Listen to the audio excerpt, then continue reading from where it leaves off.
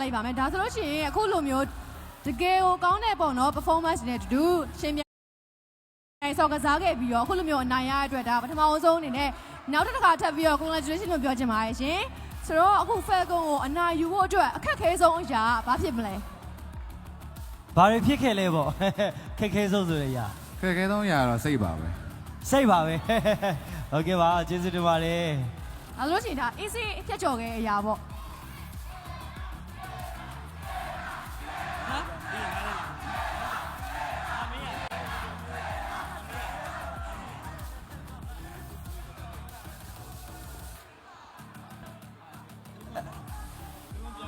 โอเค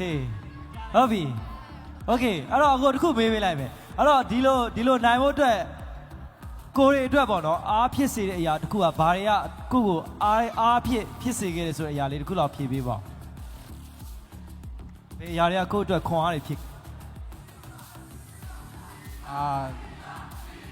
ကျွန်တော်တို့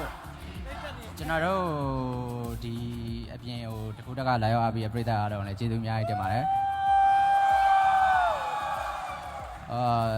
နောက်လာမယ့်အပါ broadcast final မှာလည်းကျွန်တော်အနေနဲ့ဒီထက်ပိုကောင်းတဲ့ lesson အနေနဲ့အကောင်းဆုံးပုံစံနဲ့ပြန်လာခဲ့ပါ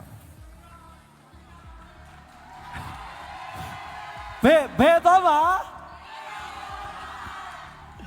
โอเคအဲ့တော့ရမ်းမိုက်ပါတယ်ဟုတ်ပါတယ်ဒါဆိုရှင်ခုနကပေါ့နော်အကောင်းဆုံးဆော့ကစားသွားခဲ့တဲ့ဒီ Falcon ကိုစကားလေးတစ်ခုလောက်ပြောပြပါအောင်နောက်ဆုံးအနေနဲ့Falcon ကိုယ့်ရဲ့ကွာညီလေးတွေအားလုံးကတော့တကယ်ကောင်းပြီးသားပါသူတို့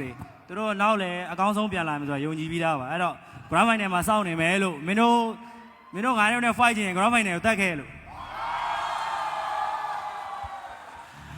ဟုတ်ကဲ့ပါကျေးဇူးတင်ပါတယ်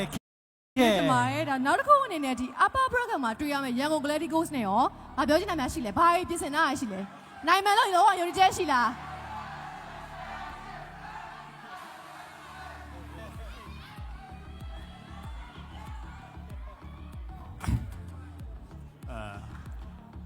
ဝိုင်းကြီးကကျွန်တော်တို့တွေ့ပြီးသားအသင်းလည်းဖြစ်တယ်အဲ့လောက်ကြီးလည်းသူတို့ praise line တွေပါကြီးကလည်းရှင်းနေပြီးသားဆိုတဲ့အတွက်ကြောင့်ကျွန်တော်တို့အတွက်တော့အရင်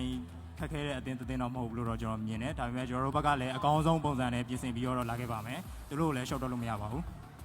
ကျေးဇူးတင်ပါတယ်